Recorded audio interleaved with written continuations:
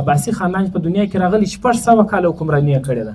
په جدید دور کې د هیسټري څه اهمیت دی؟ موږ خپل هیسټري وایو وجه چی شته؟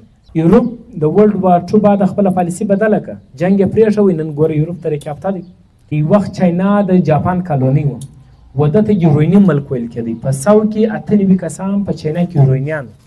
بسم الله الرحمن الرحیم. د ګردو مخ راځو چې تاریخ چی شته. زموږ خلک ډېر دا شان استعمالوي چې تاریخ چې کوم دی هغه د پلاني ملک تاریخ یا د پلاني علاقې تاریخ. اصل تاریخ وایي چی شته. تاریخ چې د عربي زبان مصدر دی، د دې مطلب دی لفظي چې کوم دی یعنی وخت متعینه کوونک، وخت معلومونک. یعنی پلاني واقعه په کوم تاریخ شوې ده، پلاني کار په کوم تاریخ شوی دی. نو دغه شی ته بیسیکلی د دې لفظي مطلب چې کوم دی دې ته تاریخ ویل کېږي. که چیرې موږ د دې تعریف یا مفهوم راواخلو، د دې مفهوم دا رقم دی چې تاریخ هغه علم ته وایي چې په تېره زمانه کې تېر شوی او په حال کې موږ وایو، یعنی په اوس موجوده پریزنټ کې موږ وایو. او چې کله موږ ووایو د دې څه هغه حکمت عملي، هغه رهنمایي واخلو چې په د فیوچر لپاره د هغه څه موږ حکمت عملي زده کړو. مثال کے طور پر په ماضي کې واقعات سوي نن موږ سټډي کړل، د هغه دپاره بیا په فیوچر کې موږ هغه پلانینګ کوو چې بیا زموږ سره هغه رقم واقعات ونیسي. دې ته موږ تاریخ وایو. د دې مفهوم دا رقم دی. بیا موږ راځو چې تاریخ د کومو شیانو څخه جوړیږي. هغه کوم شیان دي چې تاریخ جوړوي، کریټوي یې، صحیح دي. نو په هغه کې اول بنیادي شی چې کوم دی تاریخ، هغه ته موږ آثار مکتوبه وایو، یعنی کتابونه. هغه شیان چې په تاریخ کې په تېره زمانه کې لیکل شوي، لکه معاهدې په تېره زمانه کې شوي، لکه صلح حدیبیه سټیکسو، دا یو معاهده شوې ده. او دغه تره مذهبي کتابونه تورات، انجیل، زبور، دا ګرده لیکل شوي دي. دا هم په تاریخ په لیکلو کې کردار لري. دغه تره فیصلې په تاریخ کې ټیک شو. دا اوس کرنټ څو ټیم مخکې قطر معاهده وسوه، دغه تره جنیوا معاهده په تاریخ کې شوې ده. دا رقم ډېرې معاهدې په تاریخ کې لیکل شوي دي. ټیک شو. نو دا بیا بعد کې چې رایټران کتابونه لیکي د دغه شیان څخه بیا اینډ سره جلا کوي او هغه په فوټ نوټ کې اچوي، په ریفرنس کې اچوي چې دا کومه خبره زه لیکم دا په فلاني معاهده کې شوې ده. یعنی تاریخ په جوړولو کې دستاویزات، ډاکومنټ چې کوم دی هغه ډېر غټ کردار لري. دویم چې دی د تاریخ په جوړولو کې آثار منقوله ورته وایي. آثار منقوله و چې ته وایي هغه شیان، هغه کهاوتونه، هغه کیسې، کهانیانې چې موږ ته د بله څه موږ اورېدلي. مثال کهانیانې سوې، کیسې سوې، نقلونه سو، یا سټډي چې کوم ده، یا یو څوک موږ ته یو تقریر کوي، دا ته بیا موږ ځینې زده کوو، بیا هغه شیان موږ کاپي کوو. ټیک شو. دا هم د تاریخ ډېر غټ شی، تاریخ په لیکلو کې ډېر غټ کردار لري. ټیک شو. بېشکه که د دې ریفرنس نه وي، خو بهرحال بیا هم د تاریخ یو غټ حصه جوړېږي. د هغه طرح په تاریخ په لیکلو کې دریم غټ فیکټر چې کوم دی هغه ته موږ آثار قدیمه وایي. یعنی هر هغه شی په تاریخ کې چې موږ ته راپاته شوي. مثال کې طور پر منجدړو یو پخوانی کلی پاتې شوی دی، نو هغه 4000 کاله زوړ تاریخ لري. نو بیا چې کله آثار قدیمه چې کوم ماهرین دي، آرکیالوجسټ چې ورته وایي، هغه خلک راولاړ سو، بیا دا ځای پیدا کړي، بیا کودایي وکړه، بیا د هغو سکې، د هغو چې کوم نوادراتو یا برتنزو یا تورې ولې یا کتبې وې چې دا پر قبر باندې چې کومه ډبره لګېږي دې ته کتبه وایي، دا یا د هغو کپړې پاته شوي وي یا د هغه لوښي پاته شوي وي. دا ټوله شیان په تاریخ کې ډېر غټ کردار لري. ټیک شو. لکه اوس په جدید دور کې موږ یو عجایبګر ته ولاړ سو، هلته پخواني شیان پراته وي، بیا هلته نوټ څه لیکلی چې دا د فلاني توره ده، یا دا د فلاني کپړې دي، یا دا د فلاني لوښی دی چې په دا لوښو کې مطلب اوبه څښلې یا یې خوراک کوي. نو دغه درې شیان چې کوم دي لکه دستاویزات یا کولونه یا سکې، کتبې، حاصلات، لباس، دا ټوله شیان چې دي دا درې شیان چې دي دا تاریخ جوړوي. اوس موږ راځو مخ ته چې اوس په تاریخ کې بیا دوه رقمه دي. یو تاریخ ته شخصي تاریخ وایي، یوه ته اجتماعي تاریخ وایي. شخصي تاریخ دا ته وایي زموږ سره ډېره ناجایزه شوې ده په تاریخ په لحاظ سره. هغه ناجایزه دا راسره شوې ده چې زموږ چې کوم تاریخ وایي، یعنی زموږ د خطي چې کوم تاریخ دی، هغه انګریزانو یا یو بل ټرم راځي مستشرقین ورته وایي. مستشرقین هغه خلک دي چې هغه پر اسلامي علوم باندې ډېر دسترس دي، یعنی هغه خلک چې هغه اسلامي علوم یې ډېر د ډیپ سټډي کړي، هغه زموږ کتابونه دا رقم لیکلي، یعنی اسلامي کتابونه دا رقم لیکلي دي چې زموږ ته انډیویجوال چې موږ ته شخصي تاریخ یې لیکلی. مثال کے طور پر زموږ په تاریخ کې هغه دړار دا رقم پیدا کوي، زموږ د تاریخ څخه نفرت دا رقم را پیدا کوي چې موږ ته دا وایي چې نعوذ بالله حضرت عثمان غني رضی چې کله برسر اقتدار سو نو دی اقربا پرور و، یعنی دی چې کله په اقتدار کې رالی د خپلې قبیلې خلک د بنو امیه خلک په اقتدار کې ډېر راوست. صحیح دی، حالانکه حضرت عثمان غني رضی ډېر الله غټ صفت والا صحابي دی، ټیک دی، د اسلام دریم خلیفه تېر سوی دی، موږ ته ډېر قدرمن دی. لیکن زموږ نوي نسل ته دا خلک دا پیغام ورکوي چې د دا خلکو د خپل تاریخ څخه بد وځي، یا موږ ته دا خبرې کوي چې امیر معاویه او حضرت علي رضی چې کوم هغه جنګ سپین وکړي د اقتدار دپاره، چې حضرت امیر معاویه چې کوم هغه ډېر جلیل القدر صحابي و، یعنی هغه د حضرت علي رضی څخه د اقتدار د حاصلولو دپاره جنګ سپین وکړي، یعنی موږ په ذهنو کې د حضرت امیر معاویه دپاره نفرت پیدا کوي. ټیک سو، یا په تاریخ کې موږ ته دا وایي چې کله چې امیه خاندان یعنی د امیر معاویه خاندان چې کله ختم کېدی، عباسیان چې کله په دنیا کې راپورته کېدلو نو دوی بنو امیه خاندان خلک بیا د قبرو سره وکښلو، دومره نفرت یې جنګ کېدو چې هغه بیا وسوځل، یا بیا د هغو قبرونه نظراتش کو، یا بیا هغه په ډبرو مطلب قبرونه بیا ویشتل. وجه دا ده چې دا خلک زموږ د اسلامي تاریخ څخه زموږ د ځوانانو نفرت پیدا کوي. صحیح دی، نو دغه طرح بیا موږ ته دا وایي چې اکبر چې کومولو په هندوستان کې مطلب دین الهي ایجاد کړی، ټیک سو، د ځان دپاره یو جلا دین پیدا کړی. اوس که ته په تاریخ کې وګورې چې باید د دین الهي کتاب شته، یو ثبوت یې څوک نشي پیدا کولی چې د دین الهي کتاب اکبر لیکلی او نوی دین ایجاد کړی. وجه چې شوه چې اکبر په دور کې جلال الدین اکبر په هندوستان کې دوی منظم حکومت ساتلی و، 50 کاله دی حکمران و، د په دور کې مطلب یو فیصله دا رقم نه وسوه چې په هندوان په هغو خوا بده کړه، یا ول چې زموږ سره ناجایزه وسوه. نو چې دی وجه دا ده چې زموږ د هندوستان یا زموږ د خطې د تاریخ څخه مستشرقین دغه پیدا اخلي. دغه طرح نور مثالونه شته چې جهانګیر چې کوم یعنی د اکبر زوی هغه شپه ورځ به په شراب کې دود ولو، دی په بچی څه پیژندله، د بغیر ورځ شرابونه یې څښل. ټیک سو، یعنی انفرادي تاریخ د هغه ذاتي ژوند موږ ته راته بیانوي. دا نه وایي چې باید د جهانګیر په دور کې د عدالتي نظام څه ترنګ و، د هغه معاشي نظام څه ترنګ و، عدل و انصاف په معاشره کې څنګه و، امن و امان څنګه و. یعنی شخصي تاریخ موږ ودې ته وایي چې د فرد ډسکس کړي زموږ په تاریخ. دغه طرح اوس که ته چېرې دوی څه پوښتنه وکړې چې بایس دی په تاریخ کې یعنی یوروپ چې کوم دی په هغه کې سړی تېر سوی دی، نیپولین بوناپارټ دا د فرانس حکمران تېر سوی دی، ډېر کسان به د هغه نوم اورېدلی. نیپولین بوناپارټ په فرانس کې چې کله انقلاب راوځي 2 کاله رین اف ټیرر یې وچلوه چې بلا مقدمې خلک به یې نیول، بس ګیلټن یو تیز مشین و بلیډ و، هغه ته به دی پرېږدي، یعنې هغه در 1 سیکنډ سلم په تیز ټایم یا پیریډ کې به د هغه سر وکاټوي.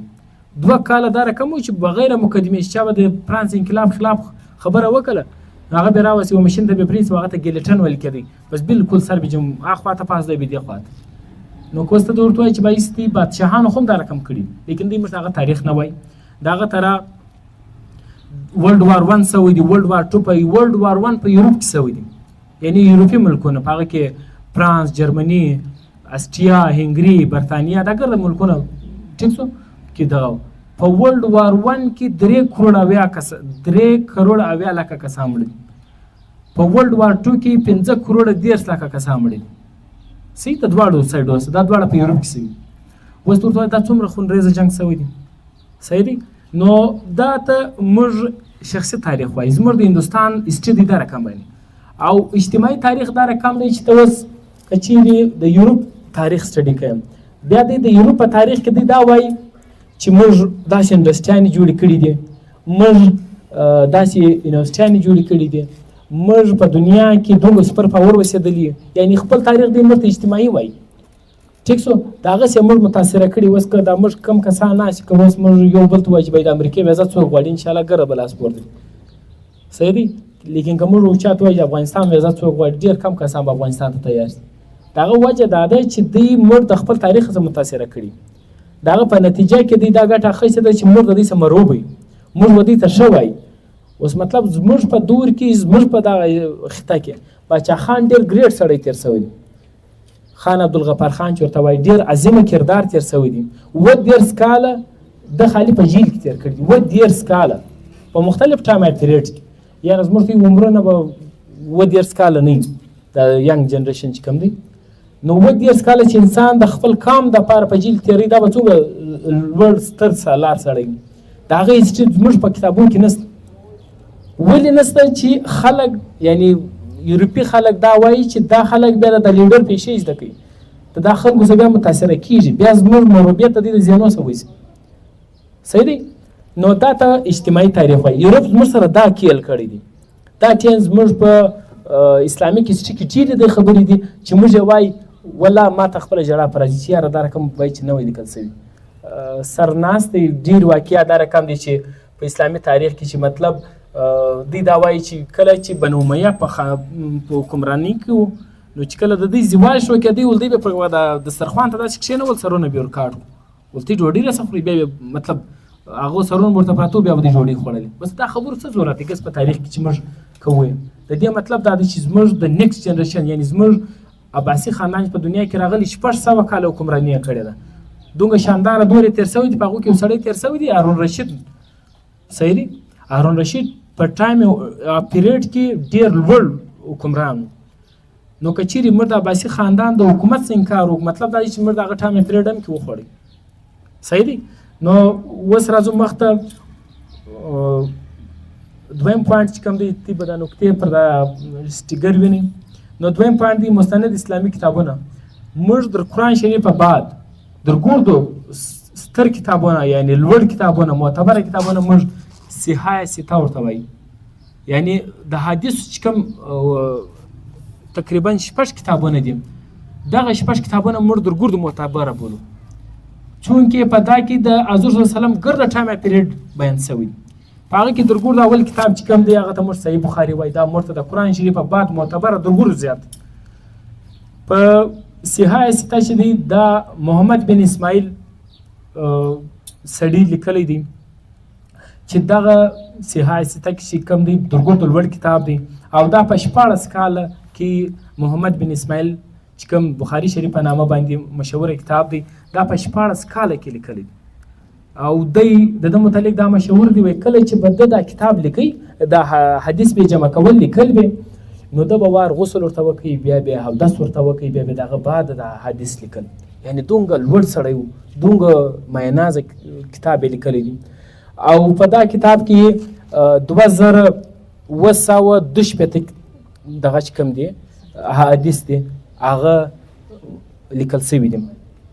دغه بعد د صحیح بخاري شریف بعد دویم کتاب چې کوم دی هغه مسلم شریف دی، چې دا مسلم شریف چې کوم دی هغه مسلم بن حجاج النشاپوري لیکلی دی.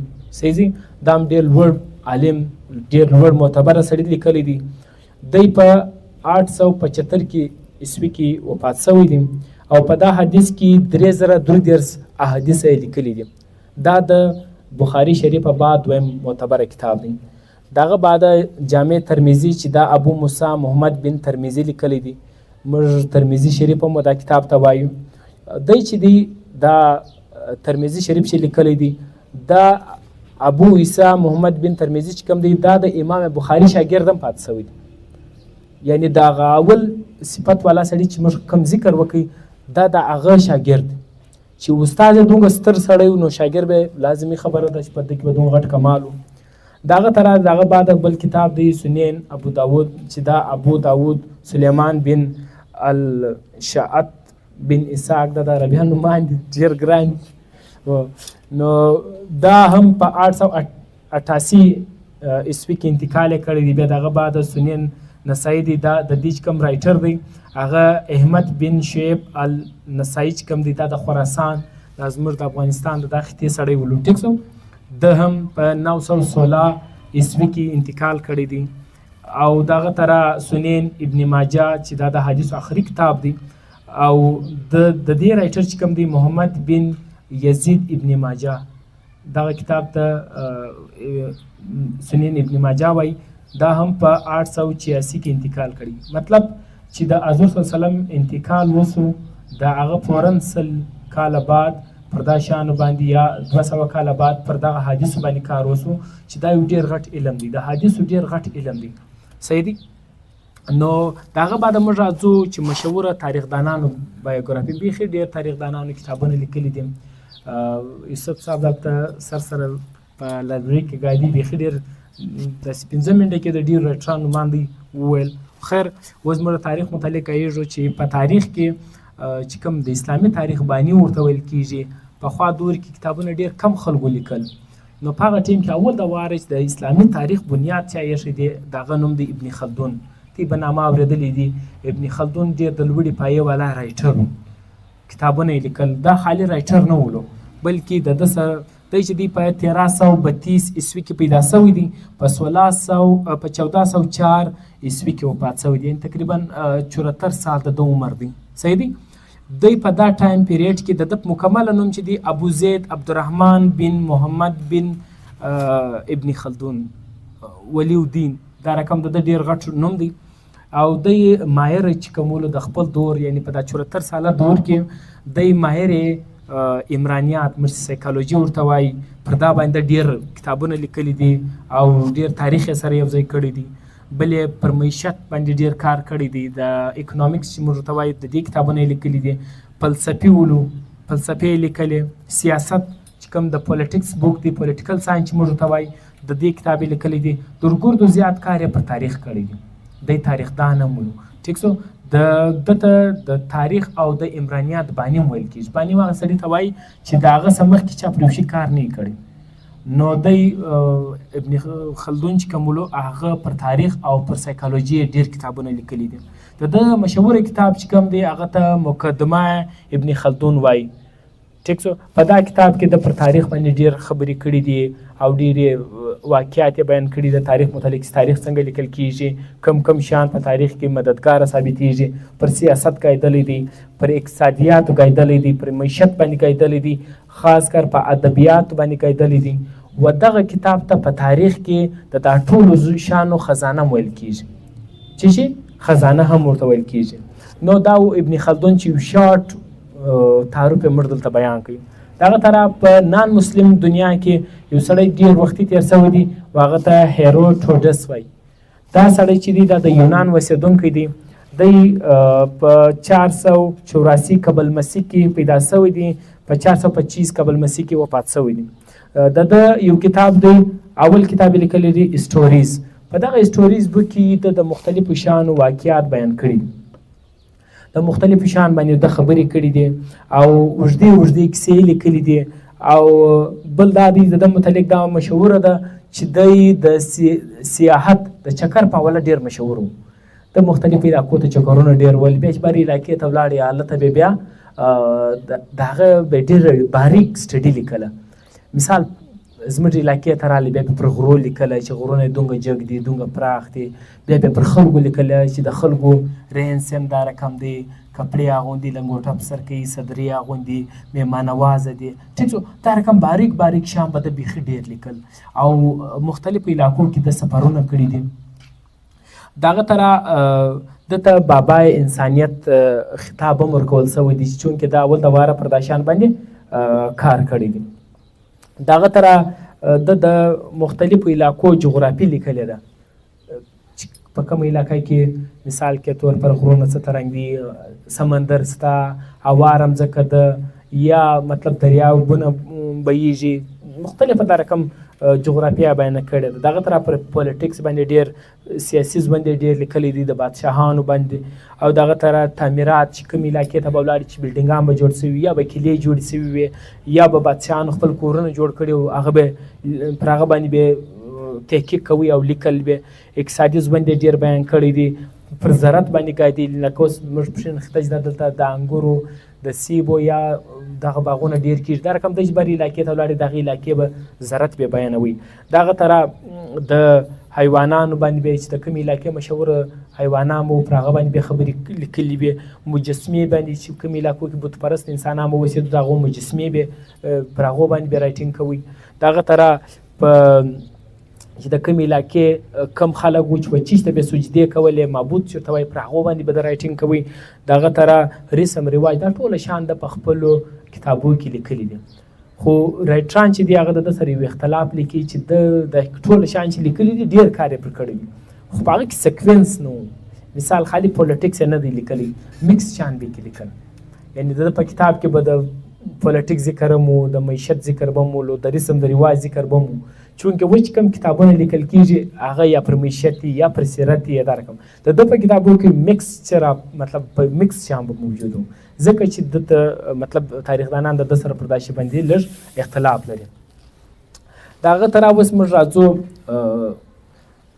په مسلم دنیا کې خاص کر د مسلمانانو چې کوم تاریخ دی هغه موږ بیانوو په 571 عیسوي کې د نبي صلی الله علیه وسلم ژوند دی دغه تر نبی صلی الله علیه وسلم چې کوم ټیم دنیا ته راغلی د یو ورک وکړي صحابه کرام یې جوړ کړو ټیم یې جوړ کړي دغه ټیم بعد بیا چې کله حضور صلی الله علیه وسلم وفات شو بیا دغه بعد خلفای راشدین دور دی چې دا 40 کاله باندې محیط دی 2 کاله چې کوم دی هغه حضرت ابوبکر صدیق رضی الله عنه حکومت کړی دی بیا 10 کاله 6 میاشتې 4 ورځې حضرت عمر رضی الله عنه حکومت کړی دی په دنیا کې بیا 12 کاله په داسې 12 ورځې کم حضرت عثمان غني رضی الله عنه چې کوم دی حکومت کړی دی بیا دغه بعد حضرت علي رضی الله عنه 4 کاله حکومت کړی دی نو دا ته موږ د خلفای راشدین دور وایي دا نبی صلی الله علیه وسلم وایي چې دا د ګردو بهترین دور دی صحیح دی بیا چې کله د حضرت علي رضی الله عنه وفات وسي بیا د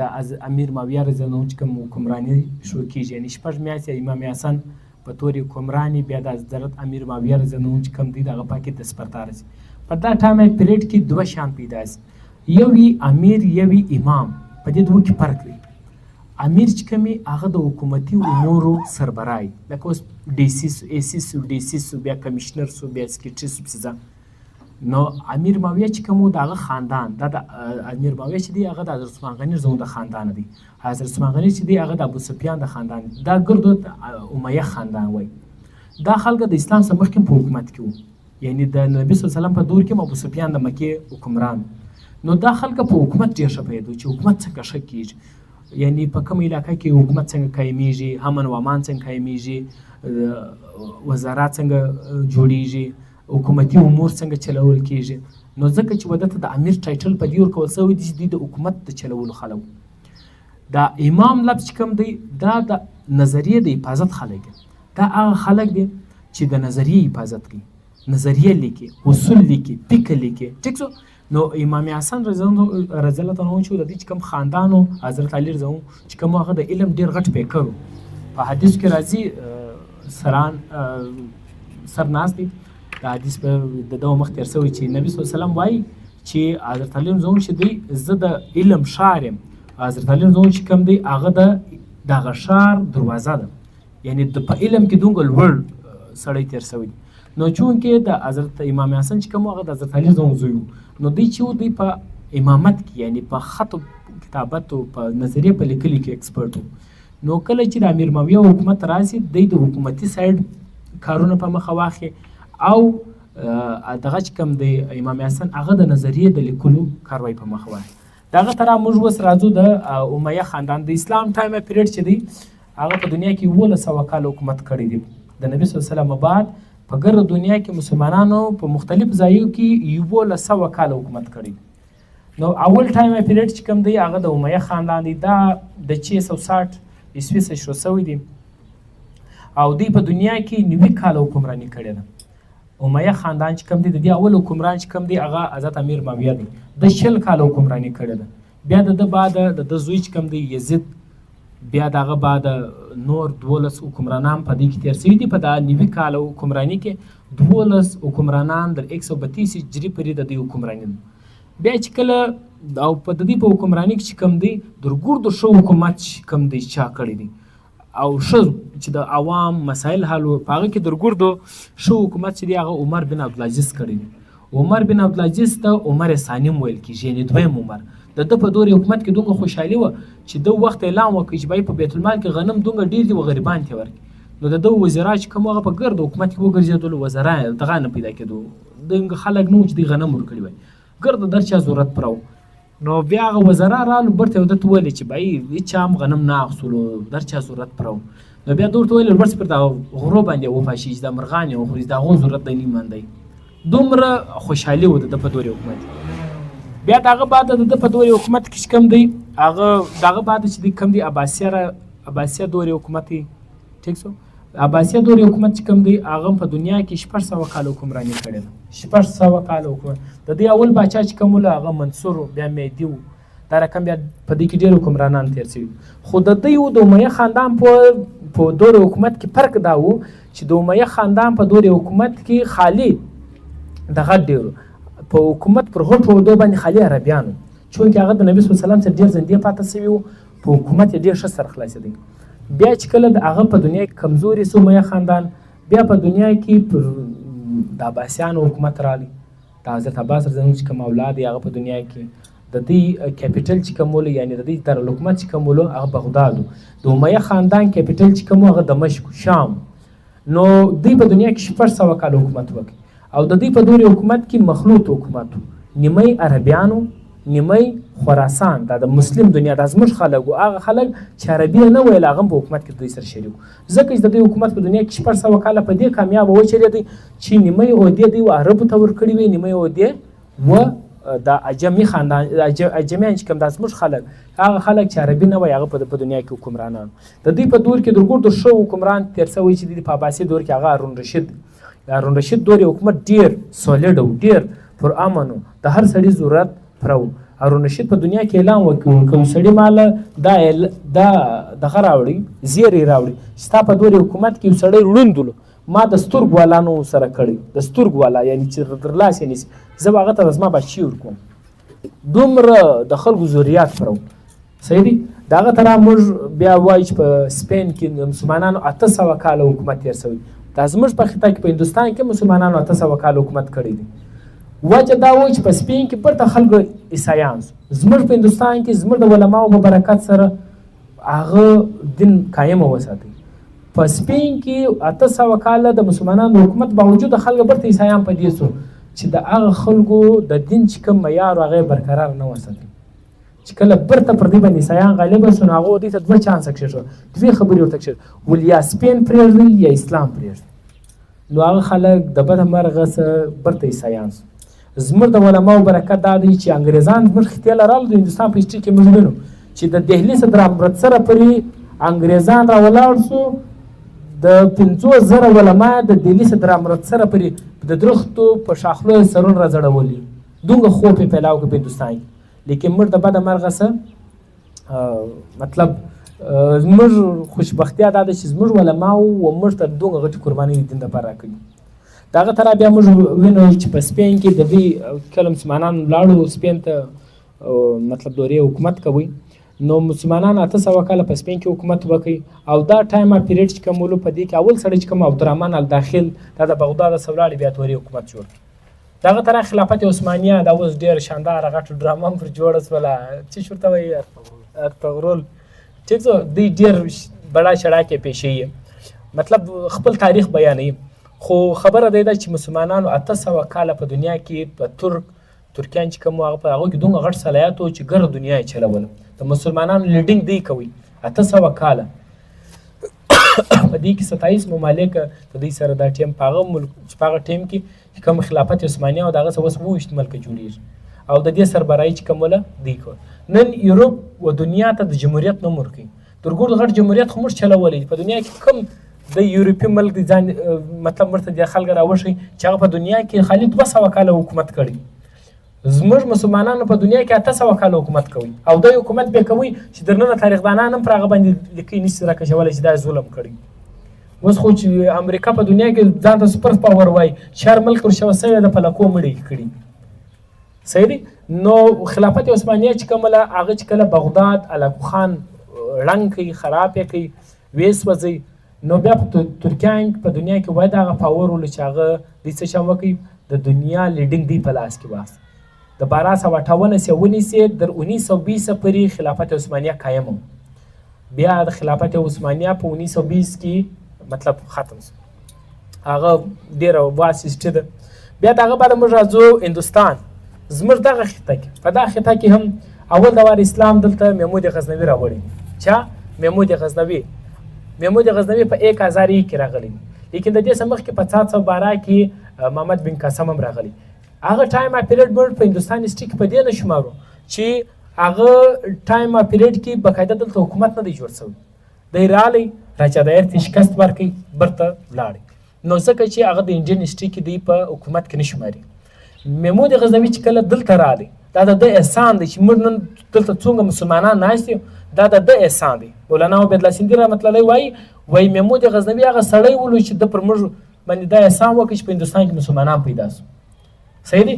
لیکن نن یورپي خلک محمود غزنوي ته یو ډاکمار وایي، یو معذرت کې سات مطلب دته وایي چې دا یو ډکیت د هندوستان پر وسایل دپاره دی دلته راغلی. ما در ټول مشرکین دا وایي چې موږ په دور کې چې کوم خلک عظیمه خلک تېر سوي د هغه دوی دا رقم امپرادي هسټري کې بدنامه کړي. صحیح دی. نو په هندوستان کې محمود غزنوي اول سړی راغلی دی، بیا دغه بعد مختلفه 15 حکومتونه سوي دي. غوري خاندان حکومت کړی دی، تغلق خاندان کړی دی، خاندان غلامان کړی دی، بیا لودي خاندان کړی دی. بیا دغه بعد په 1526 کې زیرالدین بابر راغلی. زیرالدین بابر ډېر لوړ سړی ولو، هغه د فرغانه سټیټ سره راغلی، سنټرل ایشیا سره بیا د حکومت وکړي. زه مختصره په دې بیانوم چې دلته ټایم پیریډ ډېر کم دی. نو بیا زیرالدین بابر چې کوم موږ دغه خاندان ورته وایو چې مغلیه خاندان، ټیک شو. نو دی زیرالدین بابر چې کوم ول هغه کله دلته حکومت وکړي، بیا دغه بعد د ده زوی دغه همایون و بیا اکبر و بیا جهانګیر و بیا شاهجهان و دا رقم دی په هندوستان کې ډېر شاندار حکومت کړی دی. دا تاج محل چې کوم موږ ورته وایو دا شاهجهان جوړ کړی دی. دغه طرح بیا په 1857 کې دلته په هندوستان کې جنګ کیږي او انګریز دلې راځي. هندوستان په هغه ټیم کې چې کوم ټیم د هندوستان کې د مسلمانانو حکومت په هغه ټایم کې ودې ته د سونې مرغۍ ویل کېږي. چې ورته ویل کېږي د سونې مرغۍ. لیکن کله چې انګریزان دلته راغلو دلته لوټ کسوټ وکړي، بیا هندوستان یې تر دا پورې ورسوي چې کوم خلک د مغل حکومت خلک وو د هغو زنان به لا په کورو کې به لوښ پرېنځل، دومره مسکینې سو. شاهجهاني سکه ورته وایي دا 102 تولې سونه وه چې د چا به د میاشتې روزانه وه نه چې موږ به د میاشتې تنخوا ورته وایي. هندوستان د مسلمانان په دور کې دومره امیر و چې کله ټیم به یو سړي یوه میاشت کار وکړي، یوه میاشت یعنې تنخوا به یې ورکول، دته به یوه شاهجهاني سکه ورکړه. د یوې شاهجهاني سکه چې کوم مالیت ولو هغه 102 تولې سونه وه، یعنې د میاشتې به 102 تولې سونه ورکړه وا سړي ته د تنخوا په عوض. اوس په نن دور کې 102 تولې سونه کنورټ کړه تقریبا ما خیال 2 کروڑ 56 لاک دا رقم سمثینګ جوړېږي. د یوه سړي تنخوا به 2 کروڑ 56 لاک د نن دور حساب کې. نن خو د امریکې د باچا له دومره تنخوا نه راځي. صحیح دی. نو مسلمانان دومره شاندار حکومت کړی دی. اوس موږ راځو د افغانستان هسټري ته. افغانستان زموږ د خطې ډېر اهم ملک دی، ډېر بادشاهان دلې پیدا سوي دي او ډېر حملاوران دلته راغلي دي. په د ماډرن افغانستان هسټري دا رقم و چې اول د وار افغانستان چې کوم و دا د ایران موجوده زموږ څنګ ته چې کوم ایران د دې یو صوبه وه، د ده نوم خراسان و، بیا بعد کې اریانه سو. د احمدشاه ابدالي چې کوم پلار و هغه د ایران چې کوم بادشاه و د هغه په فوج کې به طور ګورنر و. بیا چې کله هغه وفات سو یعنې افغانستان د ایران څخه کنټرولېده، صوبه یې و، ټیک په هغه ټیم کې نوم خراسان و.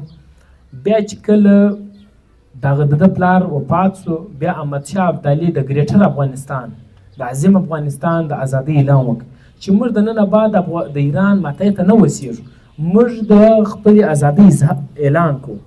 نو د موجوده افغانستان بانی چې کوم دی هغه احمدشاه ابدالي دی. احمدشاه ابدالي ډېر لوړ ستر او ډېر پیاوړی حکمران تېر سوی دی. دی د شاه ولی الله رحمت الله علیه مرید و او د هندوستان په هسټري کې یو وخت مرهټې یو قوم هغه په د مغول حکومت یې ختم کوي. په هغه ټیم کې مغول چونکې په کمزوري حالت کې و، نو احمدشاه ابدالي ویلې چې مغول چې دی د دې وشات انګریز ولاړ دی، انګریز مرهټو ته سپورټ کوي او مرهټې راځي د هندوستان قومي حکومت ختم کوي. نو په هغه ټیم کې د احمدشاه ابدالي ته دوی خط ولیکي چې ته راسه د مرهټو چې کوم پاور دی دا په هندوستان کې ختم کړه. نو په 1763 کې د پانیپت دریم جنگ شوی دی. په دا جنگ کې احمدشاه ابدالي و مرهټو ته شکست ورکړی دی.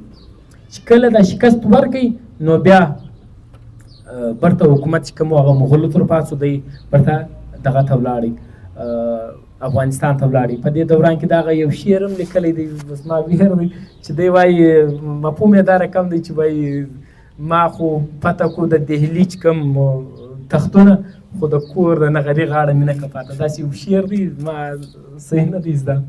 نو مطلب مې دا دی چې احمدشاه ابدالي ډېر لوړ ډېر پیاوړی سړی دی. په دا جنګ کې د سره بلوچان میر نصیر خان نوري ډېر غټ کردار لري. دا د په کنټرول کې یعنې د ده ماته د احمدشاه ابدالي د زموږ د بلوچ کلات بلټ چې کوم بلوچان دي په هغه ټیم کې 15,000 بلوچان چې کوم دي هغه د پانیپت په جنګ کې د احمدشاه ابدالي سره ملګري تللي دي د پانیپت جنګ له. پانیپت چې دی په انډیا کې علاقه ده صحیح دي. نو دا ټول هسټري ما شارټ پیریډ ډېر شام به کې مې سوي ډېر دغه به کې سوي. اوس راځو آخري پوینټو ته ټایم هم کم دی. اوس دا وایي چې بای په جدید دور کې د هسټري څه اهمیت دی. موږ خپل هسټري وایو وجه څه شته. وجه دا ده اوله وجه دا ده چې کوم قوم خپل هسټري او تاریخ لري هغه د خپل نوجوان نسل چې کوم دی هغه د جنګ څخه ډېر لرې ساتي. جنګ چې دی قومونه شاته بیایي.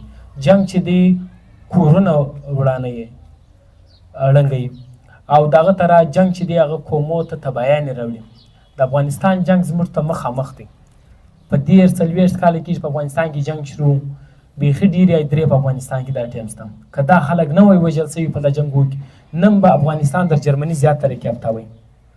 نو موږ د تاریخ څخه دا ګټه اخیستو که چیرې کوم قومونه په تاریخ کې جنګېدلو نو هغه قومونه به شاته راباندې ټیک دی.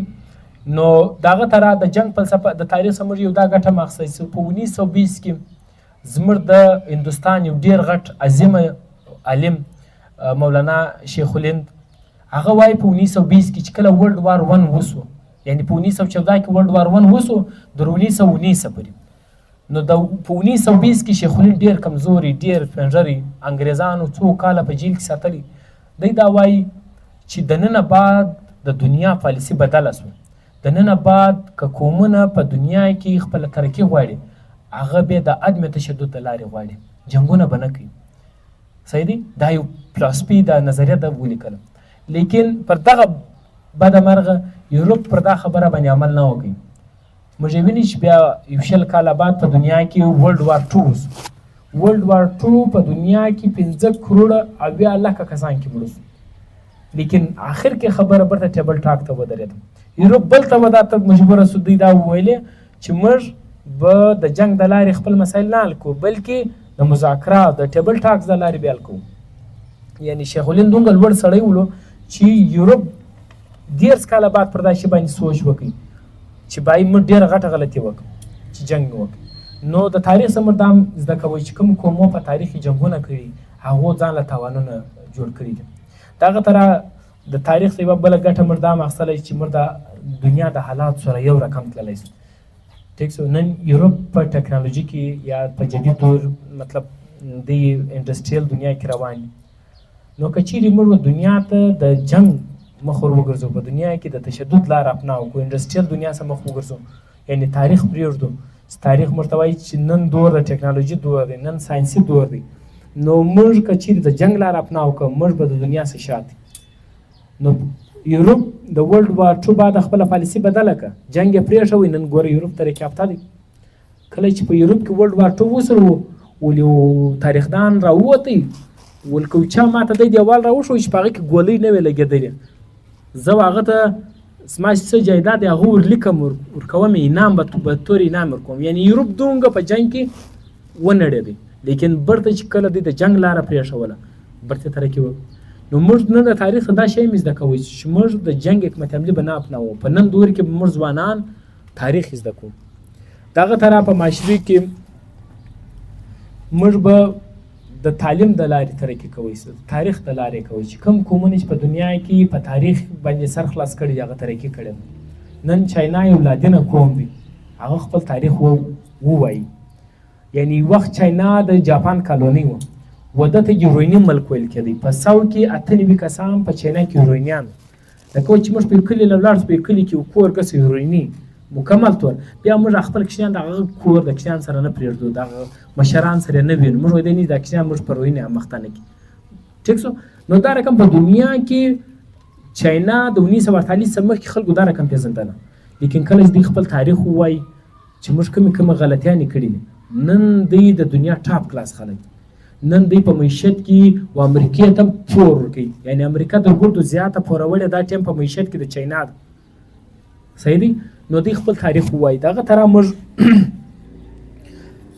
دغه طرح که موږ په تاریخ وګورو رسول الله صلی الله علیه وسلم په ژوند کې هم درګردو عظیمه کتاب قرآن مجید دا موږ ته د ګردو زیات تاریخ راشي یعنی د حضرت صلی الله علیه وسلم په دور کې چې کومې واقعات د حضرت صلی الله علیه وسلم په زرو کال مخکې شوي یعنی طوفان نوح یا د ابراهیم علیه السلام واقعات یا د موسی علیه السلام دا ګردې په قرآن کې باقاعده محفوظه شولې او د رسول الله صلی الله علیه وسلم هغه تاریخي کتاب مخ ته کېښ شوی قومونه یې جوړ یعنی حضرت یوسف علیه السلام واقعه موږ په قرآن کې وایو دا خو موږ به تور یو عشق لیلا کیسه وایي مثال چې دا کې ډېر زلیخا نامې یو ښځه وه لیکن دا اصل موږ ته دا یو درس راکوي چې حضرت یوسف علیه السلام چې کله په جیل کې و د مصري معاشره چې کوم وله هغه په یو لادینیت کې ملوث و یوسف علیه السلام ته دومره موقع نه و چې د یو ټیم جوړ کړي دا معاشرې ته چیلنج ورکړي نو یوسف علیه السلام د خدای پاک ټایم د جومات د جوړېدو ته په جیل کې ورکړي غالبا 7 کاله د په جیل کې توري 7 کاله یوسف علیه السلام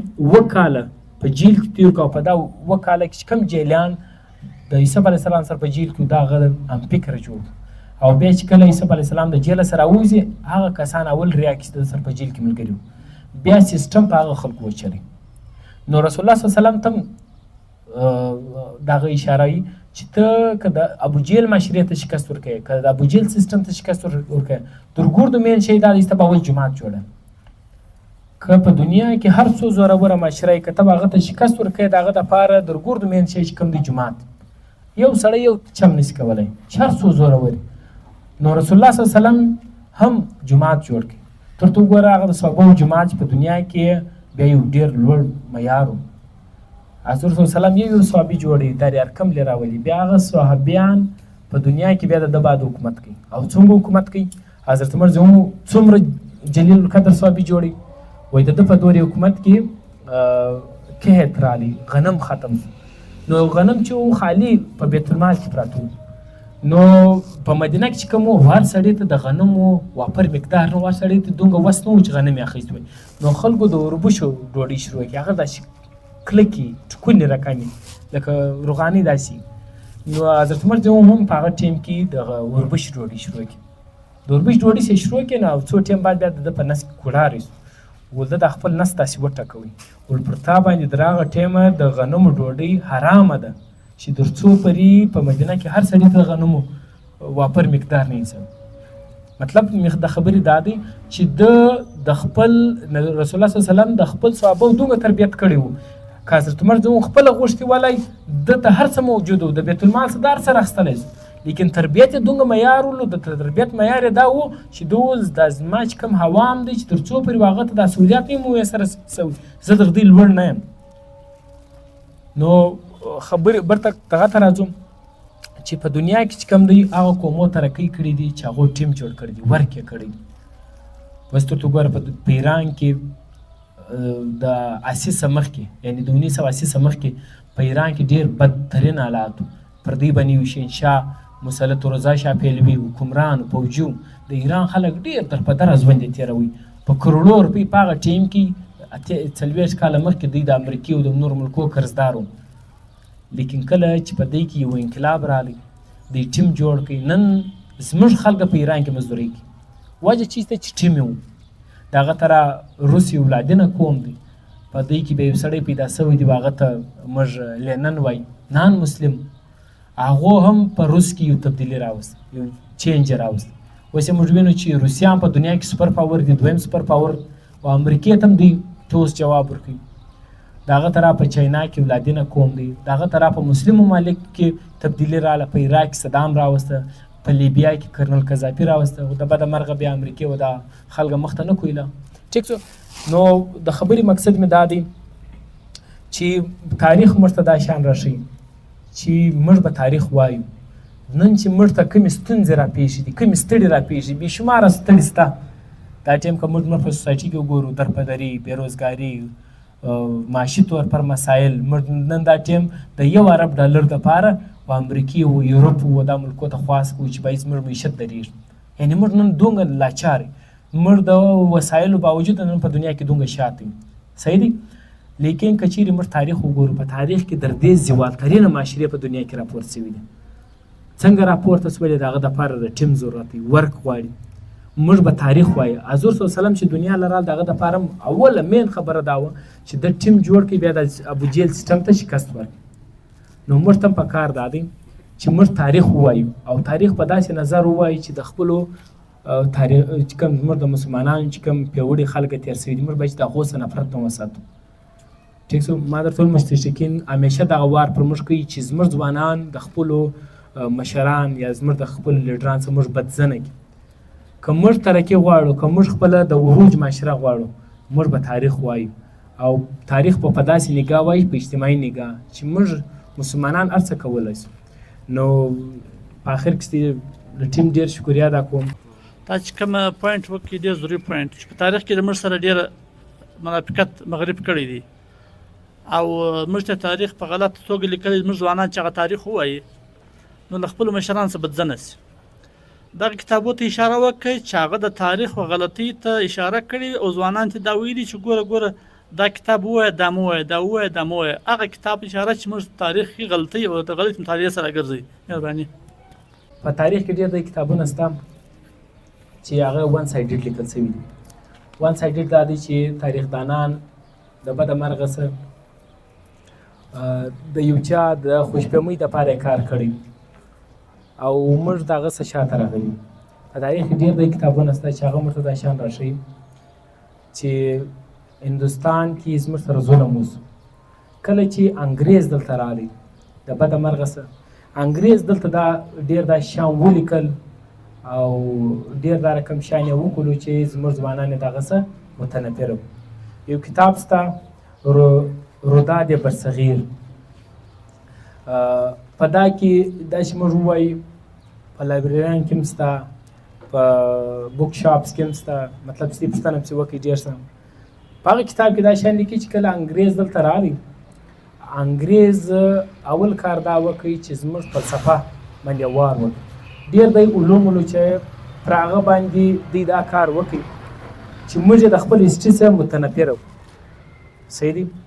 او دوی دلته دومره لوټ کسوټ وکړي چې تاریخدان دا وایي چې کله به دوی د ریل پټلیانې نه ویل، دې ته به دومره شام راچولی وو چې کله به وزن به پر زیات د ریل پټلۍ به سره پراخ شي، نو بیا به دوی برته ریپیر کړي چې مطلب پر دې باندې مطلب ټریول ښه کېږي، ریل ښه تللی شي. نو ډېر داسې کتابونه شته چې په هغه کې د تاریخ په حواله سره او دغه شیان په ډېره ډاګه باندې بیان کړي دي چې انګریزان د دې څومره ظلم وکړي.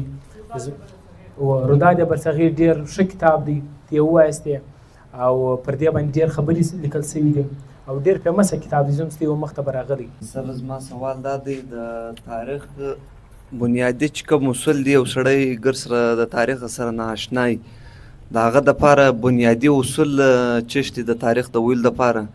دویم سوال مې دا دی، سره دا کوم چې تا مستنده کتابونه یاد کړل 6 دانې د حدیثو، هغه که یو سړی وایي هغه طریقه کار به شي. اوس د حدیثو کتاب دی ظاهره خبر دا لکه یو عام کتاب هغه رنګه نه شي وایي، د دې دپاره کوم طریقه کار دی؟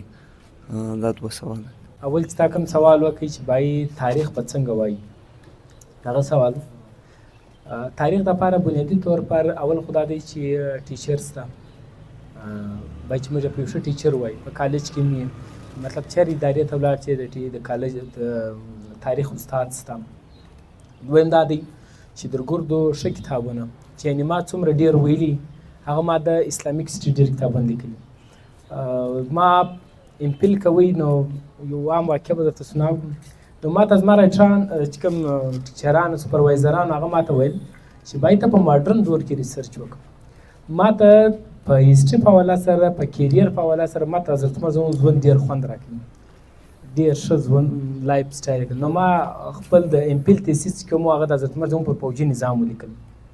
دغه دپاره ما بیا ډېر کتابونه وکتل، ډېر حواله جات مې پیدا کړو، بیا مې پر هغه ډېر کار وکړ او په هغه کې مې یوروپ ته دا ثابته کړله چې موږ دومره پر امن خلکه تېر سوي چې پر نیمۍ دنیا د حضرت عمر زموږ حکومت ولو بیا هم دومره مړي نه دي سوي لکه چې په ورلډ وار 1 کې خالي وو. او بل دا دی چې څومره وسایل تین هم په دنیا کې لري، په هغه ټیم کې خو د دې 1% وسایل هم نه وو د حضرت عمر زموږ سره، لیکن بیا هم په دنیا کې د څنګه حکومت وکړي، د عدل حکومت. نو درګرځو ښه طریقه دا ده باید چې څوک یو ښه ټیچره سره سوسایټي کې هسټري ووایي. دغه وجه دا ده چې هر کتاب دی، خالي هسټري نه، هر کتاب چې څوک وایي په یو ښه ټیچر یې وایي. زه په عام لایف کې چې کله سټډي کوم، حالانکې اسلامیات زما سبجیکټ نه دی، زه حدیث ډېر ګورم، لیکن زه بیا هم په یو عالم وایم. د پښین ډېر علما کرام دا رقم شته چې هغه په حدیثو ډېر ایکسپرټ دي. عام په د مدرسو کې زه ورځم سره وینم. نو خبره دا ده چې باید چې موږ په ښه ټیچر باندې هسټري ووایي چې د چا ښه هسټري زده وي، او چې ته یې په چا وایې هغه ته وایي چې ما ته په انفرادي هسټري به نه وایي، اجتماعي هسټري به وایه. صحیح دی؟ بیا په اجتماعي هسټري کې دا دی ته دا پېچان کولی چې دی ما ته د یو سړي غیبت کوي که د یو معاشرې ما ته احوال وایي. صحیح دی؟ او دویم سوال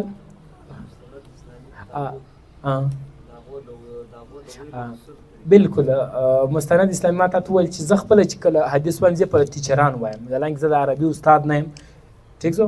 نو زه خپله په معاشره کې زه وینم چې کوم سړی ډېر مطلب حدیث پوهېږي. په پښین کې یو ټیچر یو مولوي صاحب دی، زه د حاجز الله حنفي مدرسې ته بیا څو ټیم مطلب د الله تورتلم علاوال مې سره کوي، ما په هغه ټیچر وایي، حالانکې هغه زما وختي نه استاد تېر شوی نه ټیچر تېر شوی. بس ما په دې زه پوه شوم چې دا سړی په حدیثو ډېر ښه ایکسپرټ دی تورتلم. نو خبره دا ده چې که څوک اسلامي مستنده کتابونه وایي باید چې په ښه استاد یې وایي، که هسټري وایي باید چې په هسټري په ټیچر یې وایي، او هغه ته دا وایي چې ون سایډډ هسټري به نه راته وایه. ما به بدزنکۍ نه د خپل هسټري سره. موږ مسلمانان په دنیا کې ډېر ښه حکومت کړی دی، 1100 کاله د دنیا یو سپر پاور نه دي پاتې شوي مسلمانان پاتې شوي، او پر امن حکومت یې کړی دی.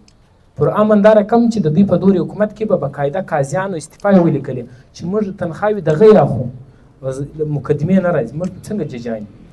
د هندوستان یو دغه تېر شوی دی مولوي صاحب په دا خبر دی، یو عالم اورنګزیب عالمګیر د ده په دورې حکومت کې ججانو استعفا یې ولیکلې چې بای موږ دومره پر امن حکومت ته کوې چې بای زموږ په عدالتو کې ناست دي مقدمې څوک نه راوړي، موږ د چی تنخوا. نو اورنګزیب عالمګیر بیا هغه ججان ته وویل، یو کتاب یې ولیکي هغه ته موږ فتاوی عالمګیري په مدارس کې ورته وایي، بیا د ده نوم یې پر ولیکي چې باید دا دم دغه. نو خبره دا ده چې باید چې موږ هسټري په ښه مستنده ټیچر ووایي، په ښه مستنده استاد یې ووایي. او بیا که ته چېرې انفرادي یې وایه په هسټري کې ما درته ویل ډېر دی شیان راځي چې که څوک په انفرادي نظر وایي بیا که چېرې ستا په یو شي سره نه چې خلاص بیا د هغه څه بدزنه شي چې یاره مسلمانانو هم دوی کارونه کړي. اوس یو سړی تېر شوی دی مسلم خراساني، دا د عباسي دور په ټایم کې بیا عباسیان مطلب قتل کړي.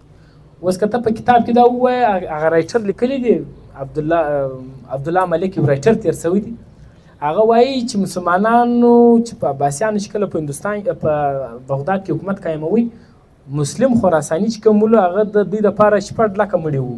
څو 6 لکه مړي وو.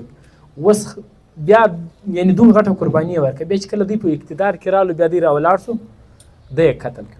اوس که د چا هسټري زده بیا دا بیکګراونډ دا رقم نه دی. دغه وجه دا وله چې عرب چې کوم هغه په حکومت ډېر پیاوړي خلک وو، منصور دا ډېر مضبوطه خلک وو، چونکې هغه د امیه خاندان سره ډېر ټچ رسېدلي خلک. نو مسلم خراساني چې کوم ولو هغه د عربو سي حکومت خراسان له راوړي.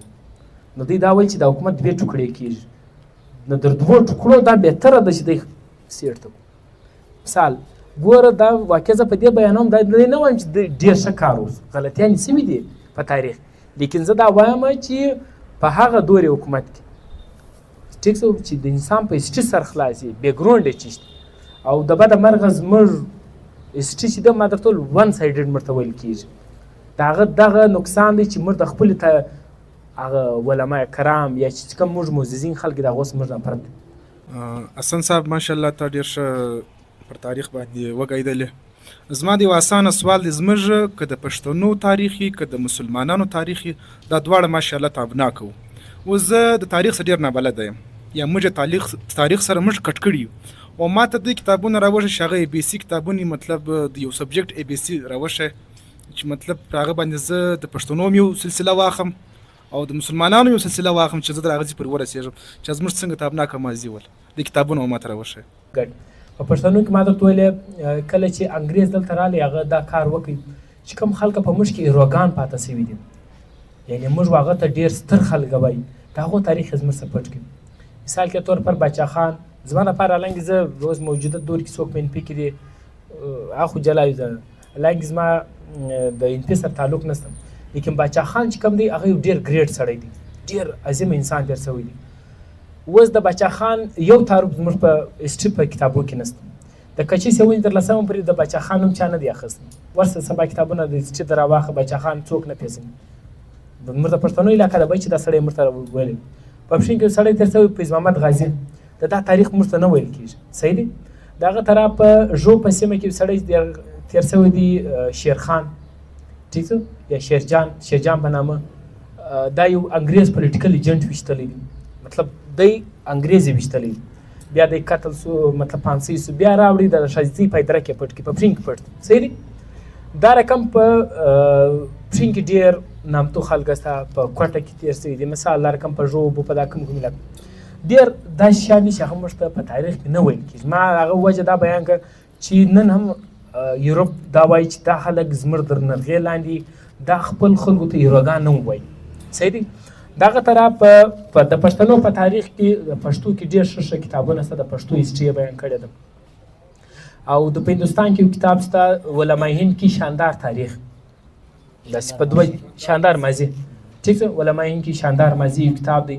ډېر ښه لیکلی دی په دې کې د هندوستان چې څه عالمان دي شیخ الهند مولانا کفایت الله او حاجي امداد الله مهاجر مکی دا رقم ډېر مولانا محمد کاسان ننتوي ډېر عالمان تېر سوي دي او هغو څومره جدوجهد کړی دي دغه طرح شاه صاحب په هندوستان کې تېر سوي دي شاه ولی الله رحمت الله ډېر ښه تاریخ یې ډېر ښه کتابونه یې لیکلي دي دغه طرح د سیرت په حواله سره د یو کتاب دی ډېر ښه لیکل سوی دی مولانا عبدالرحمن سیاروي لیکلی دی دا د جمعیت علماء هند 12 کاله جنرال سکرټري تېر سوی ډېر لوړ سړی تېر سوی دی ټیک دی د هغه طرح ډېر داسې کتابونه شته په کالج کې موږ ته وایي په یونیورسټۍ کې به ویل نو هغه کتابونه چې کوم دي هغه موږ تاریخ اسلام یو کتاب لیکل سوی دی دغه تاریخ اسلام په نامه باندې ډېر کتابونه سلیمان ندوي تاریخ اسلام لیکلی دی ډېر ښه لیکلی دی دا رقم عبدالله ملک یو رایټر دی په کالج کې دا تاریخ اسلام ورته ویل کېږي